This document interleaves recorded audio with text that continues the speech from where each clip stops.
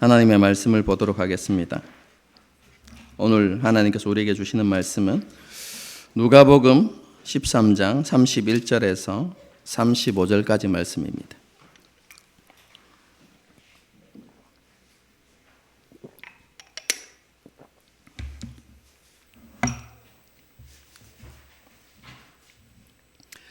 누가복음 13장 31절에서 35절까지 한 절씩 교독하시겠습니다.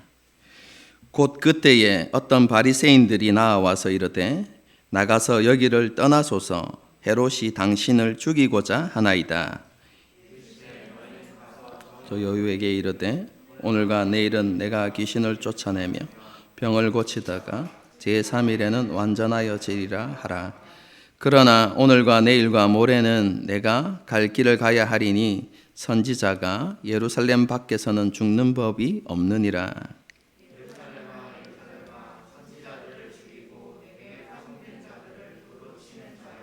암탉이 제 새끼를 날개 아래 모음같이 내가 너희의 자녀를 모으려 한 일이 몇 번이냐. 그러나 너희가 원치 함께 읽겠습니다. 보라 너희 집이 황폐하여 버림바 되리라.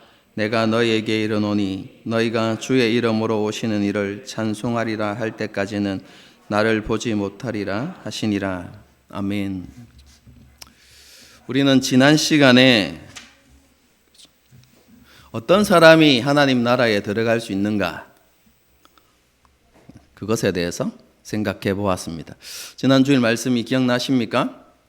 어떤 사람이 하나님 나라에 들어갈 수 있습니까? 좁은 문으로 들어가길 힘쓰는 사람들, 좁은 문으로 들어가기 위해서 전심전력하여서 싸우는 사람들, 여러분 그런 사람이 하나님 나라에 들어갈 수 있다. 예수님께서 그것에 대해서 말씀하셨죠. 아브라함과 이삭과 야곱, 그리고 하나님께서 이스라엘 백성들에게 보내셨던 선지자들처럼 믿음을 선택하고 믿음에 합당한 삶을 살아내는 사람들, 여러분 그런 사람들이 하나님 나라에 들어갈 수 있다는 것입니다. 고난과 죽음이 기다리고 있다는 것을 너무나 잘 알고 계셨지만 하나님의 뜻을 이루기 위해서, 하나님께서 자신에게 주신 사명을 이루기 위해서 예루살렘으로 올라가신 것처럼, 올라가신 예수님처럼 십자가를 지고 예수님을 따르는 사람이 하나님 나라에 들어갈 수 있다는 것입니다. 머리로 이해하는 것, 그렇죠? 지적으로 동의하는 것, 단순히 입술로, 그렇죠? 시인하는 그것만으로는 하나님 나라에 들어갈 수 없다는 것입니다. 예수님을 믿고 예수님의 가르침을 따라 힘써 살아가는 사람들이 하나님 나라에 들어갈 수 있다는 것입니다. 오해하지 마십시오. 믿음으로 구원받는 것이 아니다, 제가 이런 이야기를 하는 게 아닙니다. 성경은 믿음으로 구원받는다고 분명히 말씀합니다. 행위가 아니라 믿음으로 구원받습니다. 여러분 그런데 그 믿음이 참된 믿음으로 증명되어야 한다는 것이죠. 그렇죠? 지적인 동의, 입술의 고백만으로 끝나는 것은 구원받을 수 있는 믿음이 아니라는 의미입니다.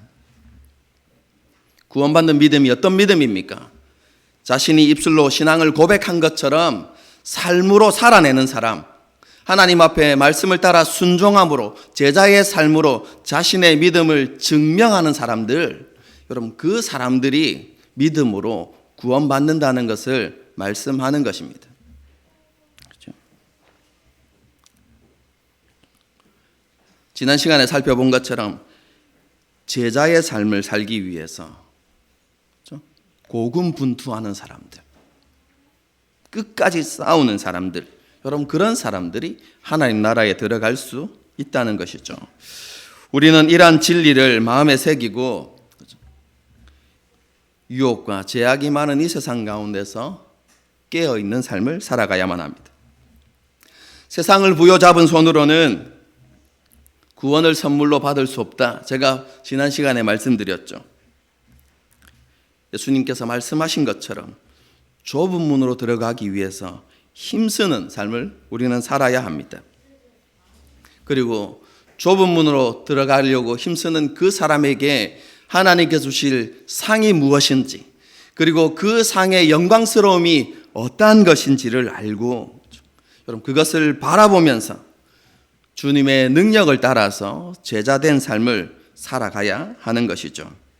그런데 이런 삶은 우리의 결단만으로 이루어지는 것이 아니다라고 말씀을 드렸습니다. 어떻게 우리가 이런 제자의 삶을 살아갈 수 있습니까? 우리가 예수 그리스도 안에 거할 때, 우리가 예수 그리스도 안에 거하고 예수님이 우리 안에 거하시는 그런 예수님과의 온전한 연합이 이루어질 때 비로소 우리가 제자의 삶을 살아갈 수 있게 된다고 제가 그렇게 말씀을 드렸죠. 그러므로 우리가 일평생 애쓰고 힘써야 하는 것은 하나님 안에 거하기 위해서 노력하는 것입니다. 올 한 해 이러한 노력들을 회복함으로, 그게 뭐라고 했습니까? 신앙의 기본 중에 기본, 말씀을 읽고 묵상하고 그리고 기도하고 예배하는 삶. 여러분 이것이 하나님 보시기에 합당하게 이루어질 때 우리는 예수님과의 온전한 연합을 누려갈 수 있고, 그런 연합을 누리는 사람들이 비로소 제자의 삶을 살아갈 수 있게 되는 것이죠. 되어지는 은혜라고 했습니다. 예수 그리스도 안에 거할 때에 하나님께서 부어주시는 능력으로 성령의 역사로 되어지는 삶을 살아가게 되어지는데요. 우리 모두가 올 한 해 이러한 삶을 회복하는 은혜가 있기를 바랍니다. 예수님께서는 이렇게 자신을 따르는 무리에게 하나님의 나라에 대한 교훈을 가르치고 이렇게 계셨습니다. 그때 어떤 바리새인들이 예수님께 나와서 이렇게 이야기를 하죠. 31절을 보겠습니다. 곧 그때에 어떤 바리새인들이 나와서 이르되 나가서 여기를 떠나소서, 헤롯이 당신을 죽이고자 하나이다. 겉으로 보기에는 이 바리새인이 예수님을 염려하는 것처럼 보이고, 그래서 예수님 어서 피하십시오라고 이렇게 선한 마음으로 예수님께 조언을 하고 있는 것처럼 보입니다. 그렇죠? 여러분, 그런데 이 말은 그런 의미가 아닙니다. 그리고 이 말 속에는 바리새인들의 악한 의도가 담겨 있는데요. 여러분, 그것을 알기 위해서는 그 시대의 시대적인 상황을 우리가 조금 알아야만 합니다. 먼저 바리새인들이 언급한 헤롯이 누구일까요? 이 헤롯은 마태복음 1, 2장에 나오는 예수님을 죽이려고 했던 헤롯이 아닙니다. 그죠? 예수님을 죽이려고 했던, 그래서 2살 이하의 남자아이를 모두 죽였던 그 잔악했던 사람은 헤롯 대왕입니다. 위대한 왕이라서 대왕이 대자가 붙은 게 아니라요, 이름에 그레이트가 들어가 있습니다, 여러분. 그래서 그냥 헤롯 대왕입니다. 그리고 이 헤롯 대왕이 죽고 난 다음에 팔레스타인 지역, 우리가 알고 있는 이스라엘 전 지역을 이제 그의 아들들이 나누어서 다스리게 되거든요. 그래서 우리가 잘 알고 있는 예루살렘이 있는 유대 지역, 사마리아, 그리고 그 밑에 이두메라는 그 지역은 헤롯의 아들 중 헤롯 아켈라오라고 이렇게 부르는데요. 아켈라오가 그 지역을 다스립니다. 그리고 제일 북쪽 지역은 헤롯 빌립이라는 사람이 이렇게 다스리게 되어지고요. 그리고 예수님께서 주로 사역하셨던 갈릴리, 그 지역은 누가 다스리냐면 안티파스란, 헤롯 안디바라고 이렇게 이야기하기도 하는데요. 안디바가 이렇게 다스리게 됩니다. 여러분, 그런데 유대 지역을 다스렸던 이 아켈라오는요, 굉장히 성격이 포악한 사람이에요. 그래서 폭정을 행하거든요. 유대인들을 그죠? 압제하고 괴롭히고, 그래서 그 폭정이 너무 심해서 유대인들이 어떻게 하냐면요, 반란을 일으키기도 하고, 그리고 로마 황제에게 상소를 보냅니다. 도저히 우리가 그 사람으로부터 통치를 받지 못하겠다라고 이렇게 상소를 이렇게 올리게 되는데, 로마 황제가 그 상소를 받아서 어떻게 하냐면 이 아켈라오를 분봉왕의 자리에서 이렇게 쫓아냅니다. 그리고 그 유대 지역, 사마리아 지역은 다른 헤롯의 아들들에게 맡기는 것이 아니라 로마의 총독을 보내서 그 지역을 다스리게 합니다. 그래서 예수님께서 사역하고 계실 때 그 지역을 다스렸던 총독은 우리가 너무나 잘 아는 빌라도입니다. 그래서 예수님께서 지금 이 말씀을 하고 계실 때는 유대 지역은 빌라도가 다스리고 있고, 그리고 제일 북쪽 지역은 누가 다스린다고요? 빌립이 다스리고 있고, 그리고 갈릴리 지역, 이 지역은 안티바가 이렇게 다스리고 있었습니다. 그런데 이 안티파스라는 사람이 어떤 사람이냐? 그렇죠? 여러분이 잘 알고 있습니다. 성경에 나오기 때문에. 여러분, 이 사람이 누구냐면 자신의 동생의 아내를 빼앗아서 자기 아내를 삼았던 사람입니다. 그리고 그것이 합당하지 못하다라고 이렇게 이야기했을 때 세례 요한을 죽였던 그 사람이 이 안티바스라는 사람입니다. 그리고 예수님께서 잡히시고 나서, 그죠? 빌라도가 신문하고 헤롯에게 보내서 신문을 받게 하잖아요. 그렇게 마지막에 예수님이 죽기 직전에 예수님을 신문했던 사람이 이 안티파스라는 사람이다. 이 정도는 알아두시면 좋을 것 같습니다. 여러분, 그런데 이 안티파스에게 야심이 있었어요. 그 이전에 자신의 아버지 헤롯 대왕이 이스라엘 전 지역을 다스렸던 것처럼 자신이 유대인의 왕이 되어서 그 지역을 다스리고자 하는 그런 야욕이 있었어요. 여러분, 그런 안티파스의 눈에 예수님은 정적으로 보였습니다. 왜 그렇습니까? 여러분, 그 시대의 모습을 한번 보십시오. 정말로 많은 유대인들이 예수님을 따르고 있었습니다. 예수님은 사람들로부터, 백성들로부터 환영받는 존재였죠. 그리고 심지어 오병이어의 사건을, 여러분, 기적을 행한 이후에는 이스라엘 백성들이 예수님을, 그죠, 왕으로 삼으려고는 하는 움직임들이 생겨났거든요. 자신이 왕이 되어서 이스라엘을 다스리고 싶은데, 그죠, 백성들이 왕으로 모시고 싶은 사람이 생겨난 것이죠. 여러분, 그러니까 좋지 못한 눈으로 이렇게 보게 된 것이죠. 그러면서 예수님을 시기하고 질투하면서 그를 죽이고자 하는 마음이 여러분 이 안티파스에게 있었던 것입니다. 여러분, 그 당시, 그죠, 안티파스가 이제 그렇게 바라보게 되어지는 이유가 뭐냐면, 여러분, 그 시대에 여러분 예수님 오실 그 당시에 여러분 이스라엘 사회에는 메시아에 대한, 여러분, 메시아를 고대하는 사상이 절정에 이르렀을 때입니다. 이스라엘 백성들이 누구를 기다렸다고요? 메시아께서 오시기를, 구약에서 약속하고 있는 메시아가 오시기를 간절히 기다리고 있던 때가 바로 그때입니다. 그래서 누군가, 그렇죠, 엄청난 일을, 그렇죠, 위대한 일을 하면 혹시 메시아인가 이런 생각들을 하게 되거든요. 여러분, 세례 요한이 와서 하나님의 나라를 선포하고 회개하고 돌이키라는 이런 하나님의 말씀을 전했을 때 사람들이 요한에게 가서 뭐라고 이야기합니까? 당신이 메시아입니까? 이렇게 물어보지 않습니까? 그렇죠?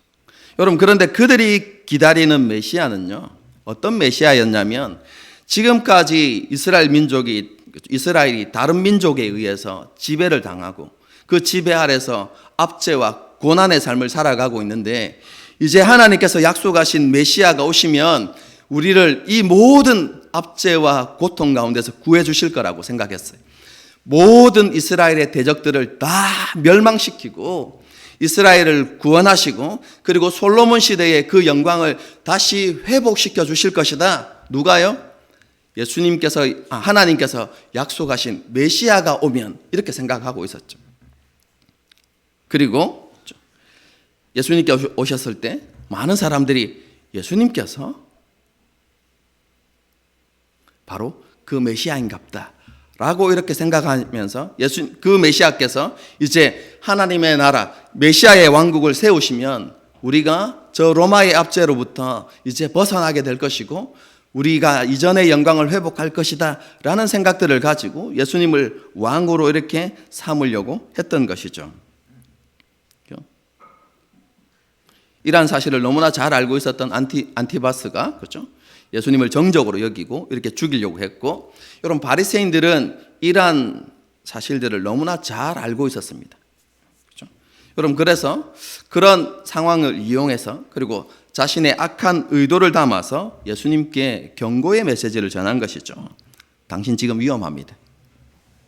안티바스가 당신을 죽이려고 하고 있으니까 어서 다른 지역으로 피하십시오 라고 이렇게 이야기한 것이죠. 왜 이런 말을 했을까요? 여러분 바리새인들도 그렇죠? 메시아를 기다리던 사람들이었습니다. 여러분 그런데 예수님께서 오셔서 처음 사역을 시작하셨을 때, 예수님의 사역 초기에 놀라운 기적들을 행하시고 하셨을 때 혹시 우리가 기다리던 메시아가 아닌가? 여러분 메시아도 바리새인들도 그렇게 생각했습니다. 여러분 그래서 예수님 주위에 많은 바리새인들이 있었죠. 여러분 그런데 예수님과 함께 시간을 보내면서 예수님의 가르침을 듣고 예수님께서 행한 사역들을 계속해서 보았는데 자신들의 가치관과 너무 다른 사상을 예수님께서 가르치시고 계시고, 그리고 자신이 기대했던 메시아의 사역을 하시는 것이 아니라 그냥 단순히 계속해서 병을 고치고 귀신을 쫓아내고 죽은 사람을 살린 이 일들만 하고 계신 것이죠. 여러분 그렇게 하면서요, 예수는 메시아가 아니구나, 그는 거짓 선지자구나. 그렇죠? 만약에 그가 하나님께서 보내신 사람이라면 하나님의 율법을 지키지 않고 무시할 이유가 없다. 안식일을 지키지 않는 것으로 인해서. 그런 생각들을 가지게 되면서 예수님을 거짓 선지자로, 그렇죠? 그리고 백성을 미혹하는 자라고 생각했죠. 여러분 지금 예수님이 이 일을 하고 계신 때가 언제라고 했습니까? 이제 예루살렘에 올라가시면 곧 십자가에서 죽으시기 바로 직전의 사건이거든요. 여러분 그때는 이 바리새인들이 예수님을 거짓 선지자로 생각하고 예수님을 죽이려는 의도를 가지고 있었습니다. 그러면서 어떻게 예수님을 죽여야 백성들이 그죠? 백성들로부터 원망을 받지 않을 수 있을까? 비난을 받지 않을 수 있을까? 여러분 그것을 고민하는 시기가 바로 이 시기였습니다. 여러분 그런 생각을 가진 바리새인이 예수님께 지금 그렇게 이야기한 거거든요. 도망가십시오. 뭐 하지 말라는 말입니까? 더 이상 백성들을 미혹하는 일을 하지 말라는 것입니다.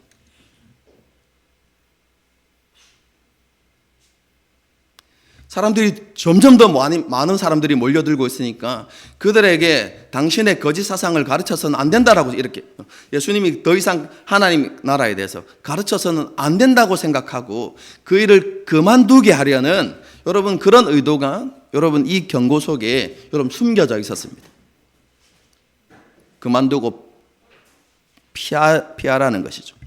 또 한 가지 의도는 무엇이냐면요, 예수님께서 그렇게 많은 사람들과 함께 예루살렘에 입성하게 되어졌을 때, 그렇죠? 그리고 예루살렘에도 예수님께서 행하신 일들을 듣고 예수님을 기다리는 많은 사람들이 있었는데 그 사람들에 의해서 예수님이 메시아로, 왕으로, 여러분 유대인의 왕으로 이렇게 추대되어서는 안 된다는 생각들을 하고 있었죠. 그래서 바리새인들은 예수님을 어쨌든 예루살렘으로 가지 못하게 하고자 하는 의도가 여러분 이 말 속에 담겨져 있습니다. 그래서 예수님으로 하여금 두려움을 심어서 안티파스가 당신을 죽이려고 호시탐탐 노리고 있는데 지금 당신이 이러고 있을 때가 아니라고, 그렇죠? 이런 말들로 예수님께 두려움을 심어서 이스라엘 백성들을 가르치는 일도, 그리고 예루살렘으로 올라가는 일도 그만두게 하려는, 포기하게 하려는 의도로 여러분 바리새인들이 이런 말들을 했던 것입니다. 여러분, 이러한 의도를 정확하게 아셨던 예수님께서 그들에게 이렇게 대답하시죠. 32절 말씀입니다.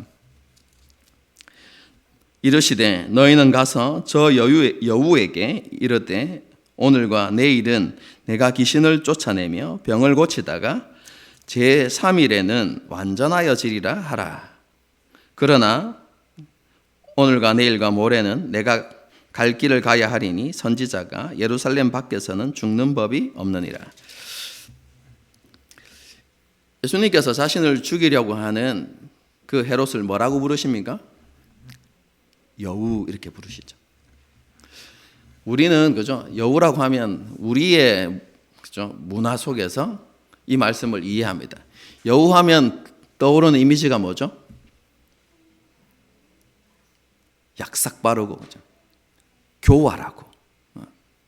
그래서 예수님이 교활한 헤롯 이렇게 불렀다고 생각합니다. 여러분, 그런데 말씀드리지만 그건 우리의 문화 속에서 이해하는 것이고요. 여러분, 그 당시 유대인의 문화는 여우는 어떤 의미냐면 보잘것없음, 대단치 않은 존재, 이런 의미입니다.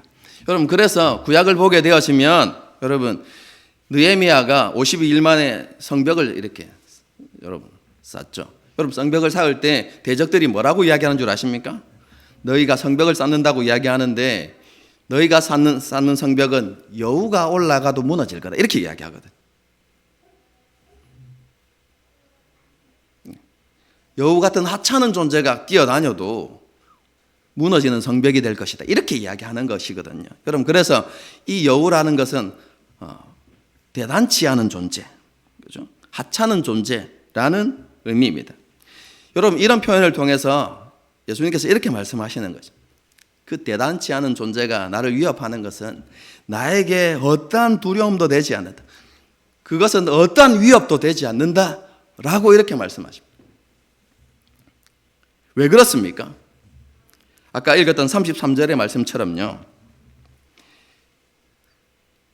선지자는 예루살렘 밖에서 죽는 법이 없기 때문이다 이렇게 말씀하시는데 쉽게 풀어서 말씀하면 이렇습니다. 그럼 지금 예수님은 어디를 향해서 올라가고 계십니까? 예루살렘으로 올라가십니다. 여러분, 그런데 이것은 단순히 예수님이 그냥 여행 한번 가보고 싶어서 예루살렘으로 올라가시는 게 아닙니다. 하나님께서 주신 사명을 이루기 위해서.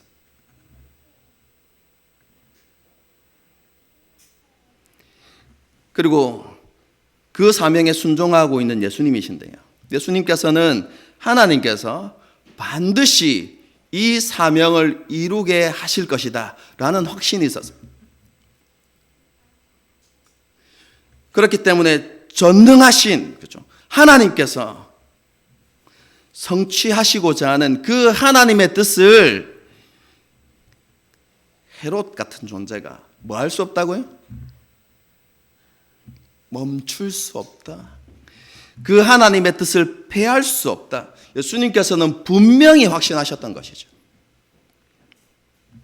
그래서 예수님께는 그 헤롯 따위의 그죠? 헤롯 같은 인물의 위협은 그죠?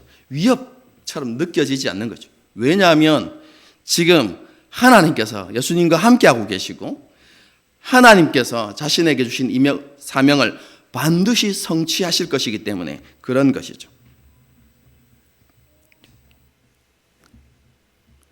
그래서 예수님께서는 그 어떠한 위협도 안 된다는 의미로 헤롯을 여우로 표현하시고 이어서 이렇게 말씀하시죠. 오늘과 내일은 내가 귀신을 쫓아내며 병을 고치다가 제3일에는 완전하여지리라 하라 이렇게 되어 있습니다. 이렇게 말씀하셨습니다. 여러분, 이것은 쉽게 말해서 예수님께서는 나는 하나님의 나라를 회복하고 완성하는 사명을 그죠? 계속할 것이고 그리고 그 사명은 반드시 성취될 것이다 라고 이렇게 말씀하신 것입니다. 여러분, 예수님께서 공생의 기간 동안 그죠? 귀신을 쫓아내시고 병을 고치신 것은 단순히 그죠? 사람들의 관심을 끌기 위해서 그렇게 하신 게 아닙니다. 사람들에게 관심을 불러일으켜서 그들을 모아놓고 그들에게 단순히 하나님 나라를 가르치기 위해서, 그래서 하나님 나라를 가르치기 위한 수단으로 병을 고치고 귀신을 쫓아내신 게 아닙니다. 예수님께서 그 일을 하신 이유는 무엇입니까? 이스라엘 백성들에게 실제 하나님의 나라를 보여주신 것입니다. 하나님의 나라가 이 땅 가운데 임할 때에 회복과 구원이 있다는 것을 그들의 눈으로 보게 하신 것이죠.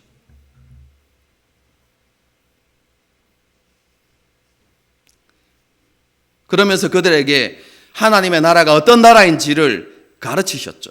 여러분, 그래서 이 두 가지를 통해서 예수님께서 백성들에게 주는 메시지가 있습니다.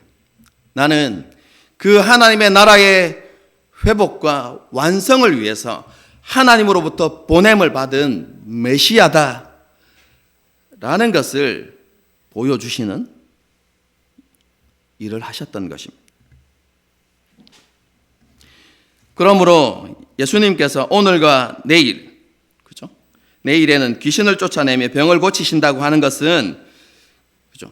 예수님께서 주신 그 사명을 이루시기 위해서 계속해서 제한된 기간 동안 하나님의 나라를 선포하고 하나님의 나라를 드러내시는 그런 사역을 계속하실 것이다 라는 의미이죠. 여러분, 그리고 제3일에 완전하여지리라는 표현은요,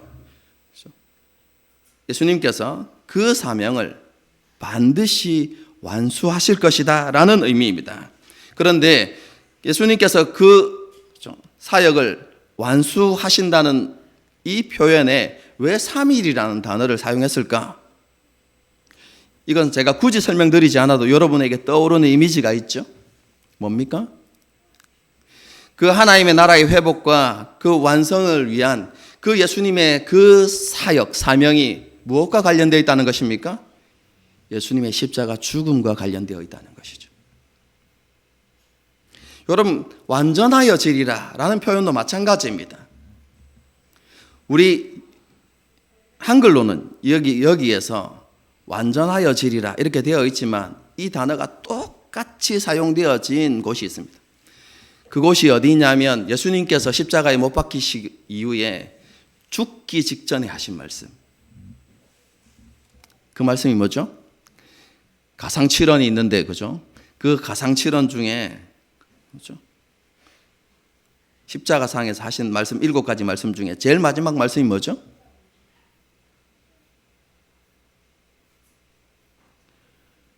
다 이루었도다. 그리고 내 영혼을 아버지께 부탁합니다. 라고 이렇게 하고 돌아가시잖아요. 여기에서 다 이루었다라는 이 단어와 완전하여지리라는 이 단어가 똑같은 단어입니다.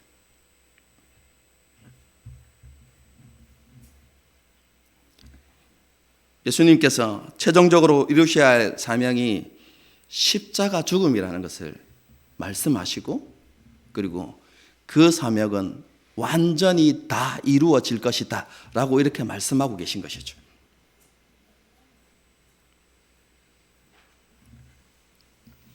예수님께서는 이렇게 하나님께서 자신에게 주어진 사명은 사람의 손에 의해서 무너지지 않고 반드시 성취될 것이라고 이렇게 강조하시면서요, 자신은 예수님께서는 그 사명에 온전히 순종하실 것이라는 것을 밝히고 계십니다.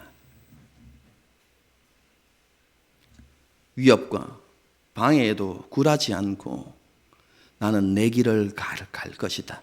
예수님께서 그렇게 말씀하고 계신 것이죠. 여러분, 그러면서요, 예수님께서 이제 그 사명을 이루실 것인데 예수님의 마음 한편에 너무나 안타까운 일이 있습니다. 여러분, 그 안타까움은 누구를 인한 것이냐면 이스라엘 백성들을 향한 안타까움입니다. 그 말씀을 제가 읽어드리겠습니다. 34절 35절입니다. 예루살렘아 예루살렘아 선지자들을 죽이고 내게 파송된 자들을 돌로 치는 자여, 암탉이 제 새끼를 날개 앓은 모음같이 내가 너희의 자녀를 모으려 한 일이 몇 번이냐. 그러나 너희가 원하지 아니하였도다. 보라, 너희 집이 황폐하여 버림바 되리라. 내가 너희에게 이르노니 너희가 주의 이름으로 오시는 이를 찬송하리로다 할 때까지는 나를 보지 못하리라 하시니라.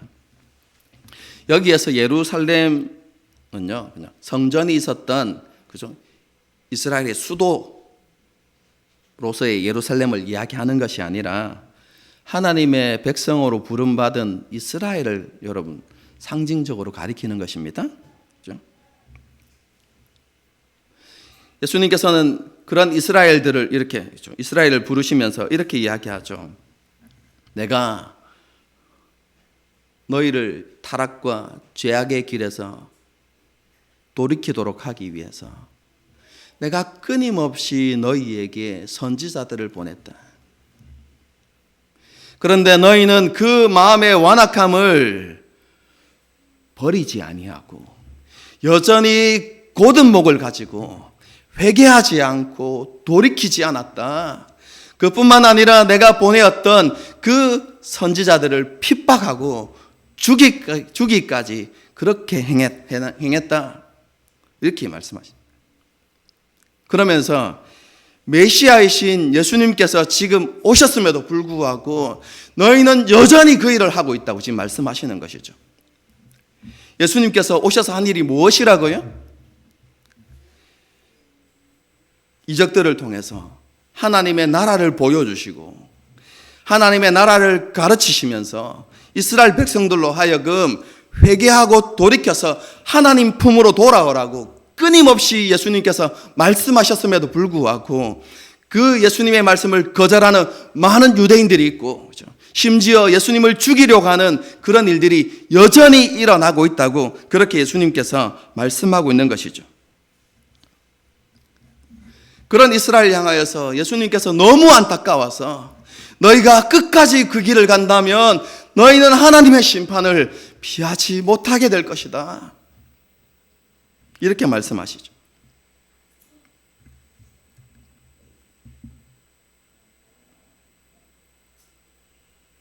여러분 그렇게 끝까지 하나님을 그렇죠?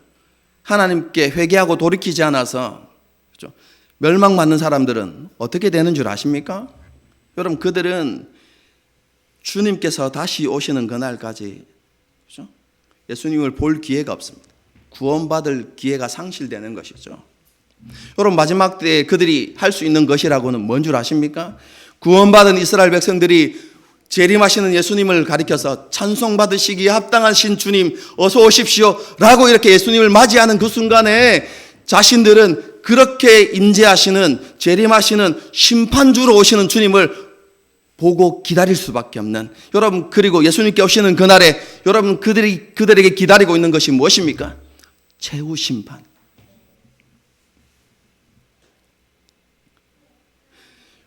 여러분 그렇게 되어질 일들을 예수님께서 너무나 잘 아셨기 때문에 끊임없이 외치시고 선포하심에도 불구하고 돌이키지 않는 그 이스라엘 백성들을 향하여서 그렇죠? 자신의 연민의 마음을 안타까운 마음을 그렇게 드러내고 계신 것이죠. 여러분 이런 예수님의 심판의 메시지는요 이스라엘 백성들에게 너무 충격적이고 받아들일 수 없는 메시지였습니다. 지난 시간에도 말씀드렸지만 이스라엘 백성들은요 자기들이 구원받지 못한다는 것은 상상도 못하는 일입니다. 우리는 아브라함의 후손이기 때문에 반드시 하나님의 백성으로서 구원받는 것은 당연하다고 여기는 사람들이었습니다.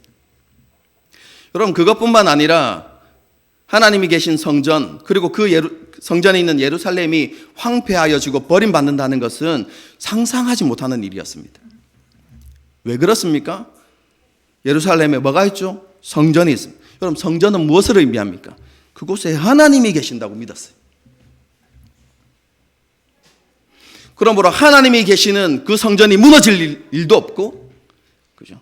그리고 그 성전이 있는 한 예루살렘은 멸망하지 않을 거라고 믿었어요.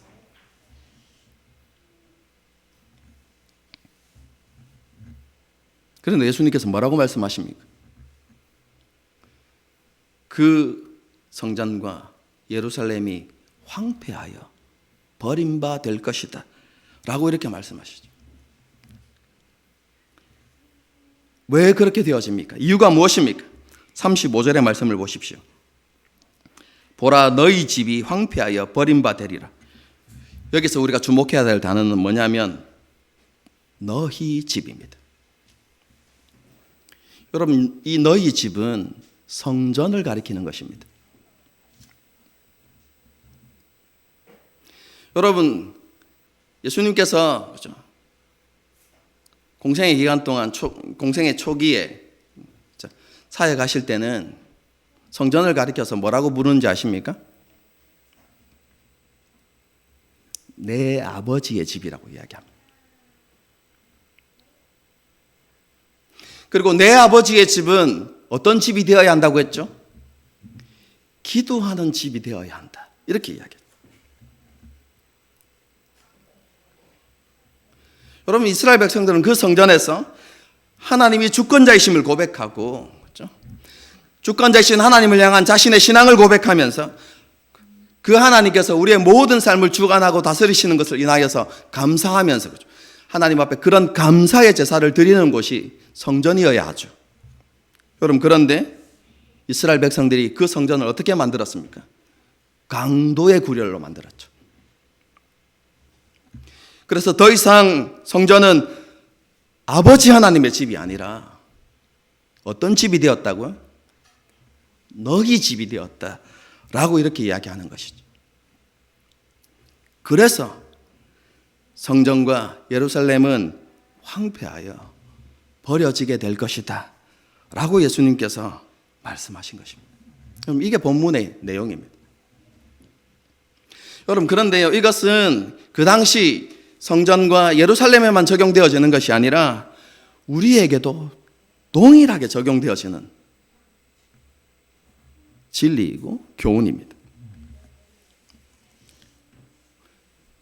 예루살렘 성전이 AD 70년에 로마의 티토의 장군에 의해서 무너지죠. 예수님께서 말씀하신 것처럼 돌 위에 돌 하나도 남지 않고 다 무너집니다. 여러분, 그렇게 성전이 무너진 이후에 저와 여러분이 하나님의 성전이 되었습니다. 예수님이 죽으시고 부활하신 이후에 우리 안에 성령을 보내주심으로 우리가 하나님이 거하시는 하나님의 집, 성전이 되어진 것이죠. 여러분, 그렇다면 하나님의 집이 되어진 우리의 모습은 어떠해야 할까요?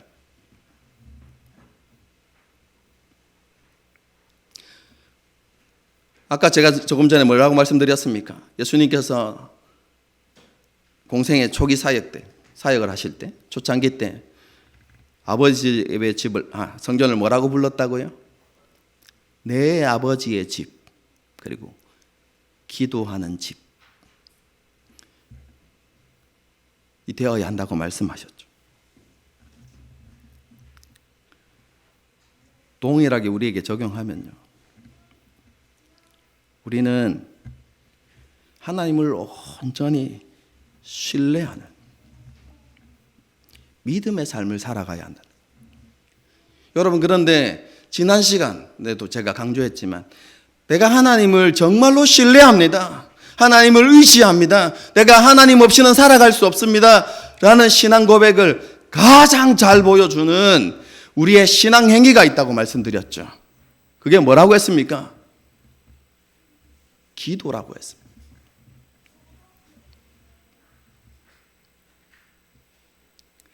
우리는 기도의 무릎을 통해서 하나님이 우리의 주권자이십니다. 그리고 우리의 모든 삶을 책임지시는 우리의 좋으신 아버지이십니다. 내가 하나님의 은혜가 없이는, 하나님의 도우심 없이는 한순간도 살아갈 수 없는 연약한 존재입니다 라는 이 신앙 고백을 기도의 무릎을 통해서 하나님 앞에 보여드려야 되는 것이죠. 여러분, 그런 철저하게 하나님을 신뢰하고 의존하는 삶을 살아가는 것이 우리가 하나님의 집으로서 합당하게 살아가는 것입니다. 그것뿐만이 아닙니다. 우리가 하나님을 신뢰한다는 것이 우리의 삶에서 특히 우선순위에서 어떻게 나타나야만 합니까?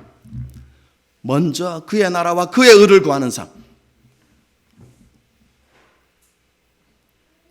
여러분, 그런 삶을 살아가는 것이 진정으로 우리가 하나님을 신뢰하고 있다는 여러분 믿음의 고백인 것이죠.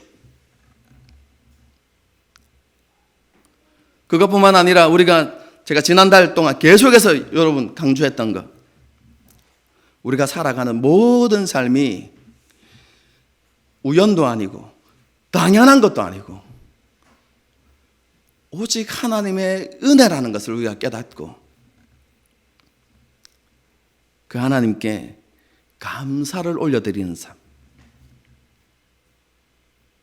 입술의 감사뿐만 아니라 삶으로 하나님께 감사의 제사를 드리는 사람. 여러분, 이것이 하나님의 집으로서 합당한 모습인 것이죠. 그런 믿음의 삶을 살아가면서 세상 속에서 소금과 빛된 사명을 감당하는 것, 거룩하고 구별되어진 삶으로 우리 안에 계신 하나님과 하나님의 나라를 세상 가운데 보여주는 것, 여러분, 이것이야말로 하나님의 집으로 지어진 저와 여러분에게 있어야 하는 합당한 모습인 것이죠. 이러한 삶이 바로 하나님께서 저와 여러분을 성전되게 하신 이유입니다. 여러분, 우리도 이전에 어떤 삶을 살아갔습니까? 강도의 구렬이 되어버린, 그렇죠?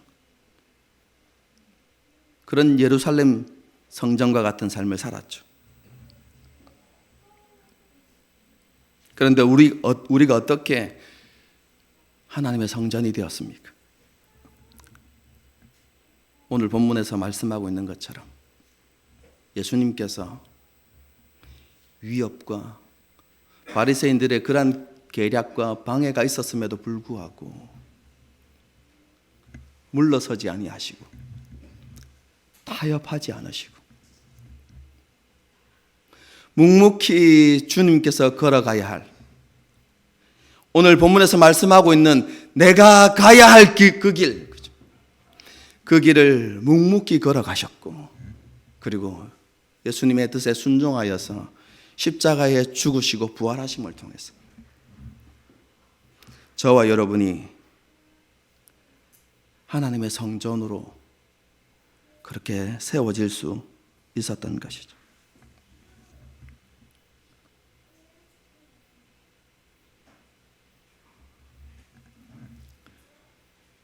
예수님께서는요, 그 길을 가시면서, 그 자기의 길을 가시면서 십자가의 죽음이 실패도 아니고 패배도 아니라는 것을 분명히 하셨습니다. 그것은 하나님 나라의 위대한 승리라는 확신을 가지고 계셨습니다. 그 확신 속에서 예수님께서는 묵묵히 예루살렘을 향하여서 걸어 올라가셨던 것이죠. 그리고 그 승리가 반드시 이루어질 것을, 하나님께서 그것을 반드시 성취하실 것이라는 확신이 예수님께 있었습니다.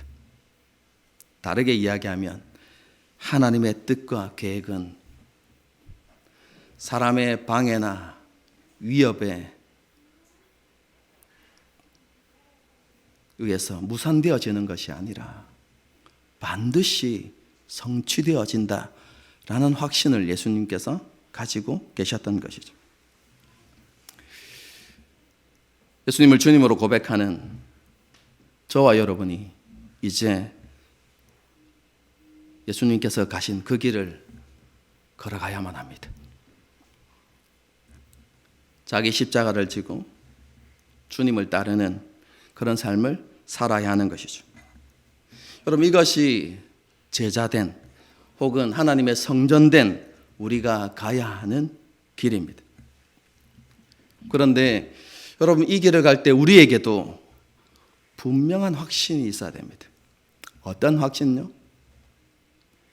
하나님께서 우리를 성전으로 부르셨는데 우리를 향한 하나님의 뜻과 계획은 반드시 어떻게 된다고요?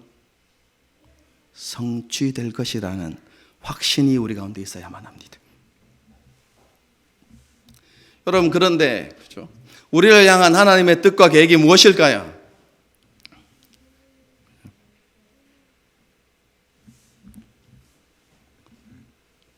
하나님의 뜻과 계획에 대해서 오해하지 마십시오. 그렇죠? 아직도 헷갈리시는 분은 유튜브에 보면 그와 관련되어진 하나님의 뜻과 관련되어진 설교가 올라가 있습니다. 다시 한번 들어보시죠. 제가 약 2주간에 걸쳐서 그 설교를 했던 것으로 기억하는데 제 기억상으로는 그렇죠?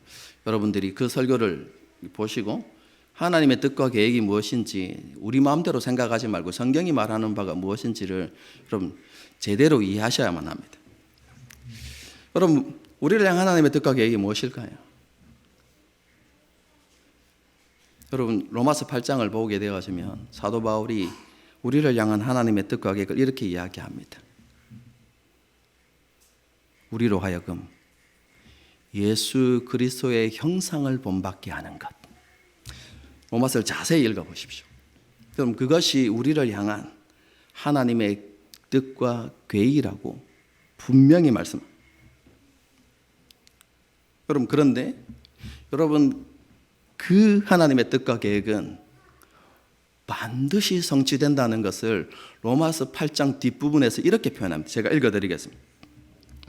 사람이나 생명이나 천사들이나 권세자들이나 현재일이나 장래일이나 능력이나 높음이나 깊음이나 다른 어떤 피조물이라도, 여러분, 이 모든 것들이 뭘 할 수 없다고요? 우리를 향한 하나님의 뜻과 계획을 파기시킬 수 없다는 것입니다. 그 하나님의 뜻과 계획을 무너뜨릴 수 없다라고 분명히 말씀하십니다. 여러분, 우리에게 있어야 하는 것은 이 약속의 말씀을 굳게 붙드는 것입니다. 여러분, 우리의 삶을 한번 돌아보십시오. 여러분, 이 하나님의 뜻과 계획이 흔들릴 때가 얼마나 많습니까? 왜냐하면 우리는 너무 자주 실패하고 넘어지거든. 그러면서 우리의 삶을 되돌아보면 나는 변하지 않을 것 같고 영적으로 성장하지 않을 것 같고 나는 예수님과 너무나 거리가 먼 사람처럼 느껴질 때가 너무 많죠. 그렇지 않습니까? 이런 내가 예수님의 형상으로 변화된다는 게 가능할 것인가? 그럼 그런 의문이 들 때가 있죠. 그것뿐만이 아닙니다. 삶을 살아가다 보면요, 우리가 직면하는 문제들, 크고 작은 문제들, 그런데 그 문제가 한 번, 두 번이 아니라 하나를 넘으면, 산을 하나 넘으면 또 다른 산이 나오고, 이제 높은 산을 넘었다고 생각하는데 그 다음에 더 큰 산이 보이고, 여러분, 이런 일이 계속해서 반복되잖아요. 그래서 그것 때문에 염려하고 근심하고 짓눌린, 그렇게 쫓기는 삶을 살아가는 우리가 정말로 하나님의 형상을, 아들의 형상을 이룰 수 있을까? 여러분, 그런 의심이 들 때가 많죠. 그래서 우리의 감각으로는, 우리의 느낌으로는, 우리의 생각으로는 불가능한 것처럼 보일 때가 있습니다. 여러분, 그런데 하나님의 말씀은 분명합니다. 그 하나님의 계획과 뜻을 무너뜨릴 수 있는 어떠한 존재도 상황은 없다. 내가 반드시 그것을 이룰 것이다. 그래서 로마서 8장은 이렇게 이야기합니다. 아버지 하나님과 보좌에 앉으신 예수 그리스도와 우리를 위해서 보내신 그 성령 하나님께서 함께 그 일을 이루어 가고 계신다. 그리고 그 하나님의 사랑에서 빼앗을 수 있는 것은 이 땅에 존재하지 않는다. 이렇게 말씀하고 계시죠. 여러분, 우리의 느낌을 신뢰하는 것이 아니라 우리의 어리석음을 따르는 것이 아니라 우리는 어디 위에 서야 합니까? 하나님의 약속 위에 서야 하는 것이죠. 하나님께서 나를 반드시 예수님의 형상으로 회복시켜 주실 것이다. 그리고 마지막 날에 부활하신 그 주님의 영광에 함께 참여하는 은혜를 반드시 내게 이루어 줄 것이다. 그래서 내가 그 마지막 날에 찬송하리로다. 주의 이름으로 오시는 이여 라고 그렇게 고백하면서 주님을 맞이하게 될 것이다. 여러분, 이 확신 가운데 우리가 굳게 서야 하는 것이죠.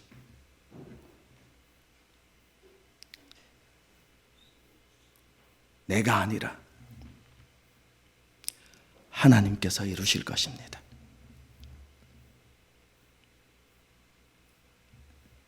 이런 믿음 가운데 또 저 문을 나가면 삶의 문제가 우리를 기다리고 있고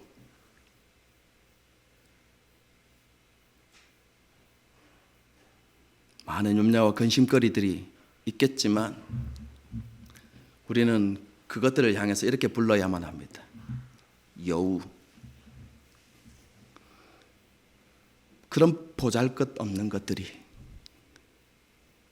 우리를 향한 하나님의 뜻과 계획을 무너뜨릴 수 없습니다. 이런 고백을 가지고 예수님께서 묵묵히 걸어가셨던 그 믿음의 길을 따라가는 저와 여러분이 될 수 있기를 주님의 이름으로 축복합니다. 함께 찬양하고 기도하는 시간을 갖도록 하겠습니다.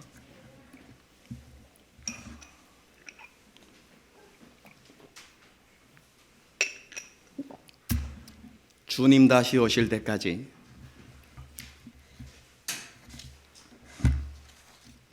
라는 찬양입니다. 여러분, 제가 설명을 드리지 않아도 우리가 어떤 고백으로 하나님 앞에 나가야 될지 이 찬양에 다 기록되어져 있습니다. 우리가 이 찬양을 부르면서 다시 한번 하나님 앞에 귀한 믿음의 결단을 하고 또 우리의 신앙을 주님께 고백드리는 저와 여러분이 되기를 바랍니다. 함께 찬양하시겠습니다.